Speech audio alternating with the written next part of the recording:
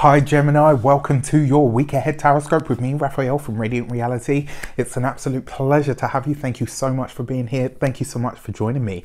If you haven't already, please don't forget to like, share, and if you should so choose and it resonates, hit that subscribe button. If you are already a continued subby, you know I love you for it. With that said, if you would like to book a personal reading with me, you can do so on the website address below. And before we start, as always, I would like to bless my deck of cards with all forms of love, light, peace, prosperity, and abundance. And I pray that the messages that come through are ultimately clear and concise, and they help you on your path to your highest vibrational good. So let's have a look, see what the week ahead has in store for you. So interestingly enough, when I was doing the monthlies, the first 3 signs of the zodiac all had the same key to the month. So it was really the same key to the week for this specific week of the month, which I found really interesting to start with. So for this week, you have the Temperance card, right? This is about, yes, it's about finding balance. Yes, it's about blending those various different aspects of life, but also those various different aspects of yourself. Now, who better than a Gemini to do that, right? You're very much about having options, keeping things open, utilizing different things to get the job done. However, this isn't about the external world this week. This is about you. This is about yourself. This is about your psyche, your outlook, your energy. This is about what you're paving the way for, what it is that you are welcoming into your life, and what is it that you are effectively giving credence or allowance to stay in your life. When you know, however this is manifesting for you in some way, shape or form this week, you are going to be going through a process of elimination, but that process of elimination is all about keeping, or rather creating, the ability to truly heal for you, which is absolutely fantastic. So what is it that you're trying to heal in your life? That's what you need to be asking yourself this week, my dear Geminis.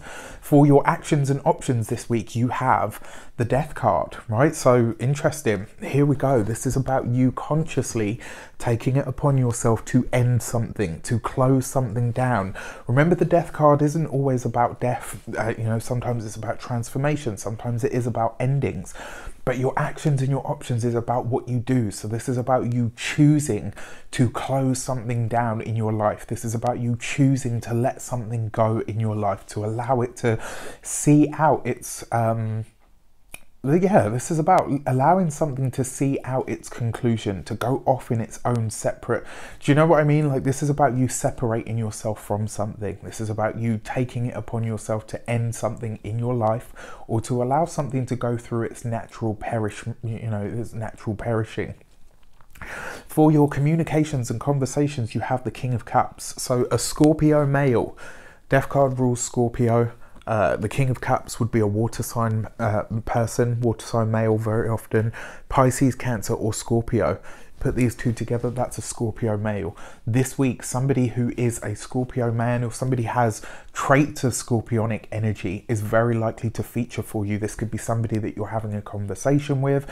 It could be a therapist. It could be a healer. This could be somebody that you're speaking to that gives you an outside perspective, or helps you realize what it is that you truly want, what it is that you truly desire, and how it is that you can go about getting that. Sometimes it's not necessarily a case of going after something, but allowing ourselves to be clear enough to attract and align, or even manifest what it is that we're trying to welcome into our lives. Communication looks fun, it looks vibrant, it looks easy this week. I mean, finally, right, your ruler Mercury is direct, and is now sort of, you know, starting to gather speed and gain his energy back as he moves through all of those degrees that he's backtracked on. So this is great. Now, interestingly enough, he's still kind of squaring off with Mars for probably about another week after this yet. And interestingly enough, the ancient ruler of Scorpio was Mars. So you might find that this energy plays out for you, you know, not just from what the cards are saying, but also from the astrology as well. I love the way that they sort of play off of each other, or bounce off of each other. It's pretty cool. For your money and materials, you have the you've got the Oak King in this deck, which actually, the Oak King is actually the Hanged Man. So a couple of things this week. If you are thinking about making a big purchase, this is not the week to do it. The energy isn't quite stable enough for you, and you might be coming from it kind of feels like you might be doing something this week either to impress somebody or to, you know, it might be kind of like a status buy. You know, when you buy that, not you personally, but, you know, when somebody buys something to say, well, you know, this is me, this is where I'm at, this is what I can do, this is what I can afford. Just this week, check yourself before you buy something, before you spend out on something, especially a big ticket item. Just ask yourself, am I doing this to prove a point, or am I doing this because it is genuinely something that I want? The reason I say that is because the Hanged Man always asks you to slow down, take a moment, reassess, reevaluate. It's a very retrograde kind of energy card, but it's also about the fantasy because it's ruled by Neptune and Pisces. And very often this card is where you do too much for other people. So this is the other thing as well. This week you might want to have a look around at where you are footing the bill for somebody else's lifestyle, where it is that you are carrying somebody or assuming responsibility financially for somebody that should be doing this for themselves. When it comes to your physical health, my advice to you this week would be to pay attention to the liquids that you are consuming. If you drink too much coffee, if you drink too much wine after work, if you you know, just any and all of it, like whatever liquids you are intaking this week, really be cautious of that.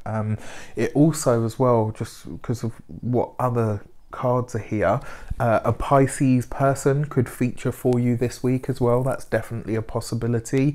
Only this will likely be to do with money, finances, work, materials, all of that sort of stuff. When it comes to the home, it looks like you might be thinking about replacing the entertainment system, whether this is the stereo, whether it is the TV, you know, maybe going after some giant package that you don't really use, like, you know, sports package. That's me, I would never use it.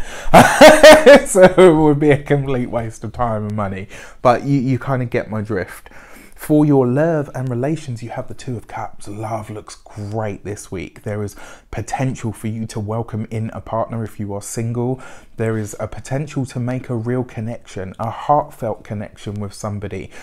This could just be sort of, at first, it could just be like a, you know, a conversation that takes place.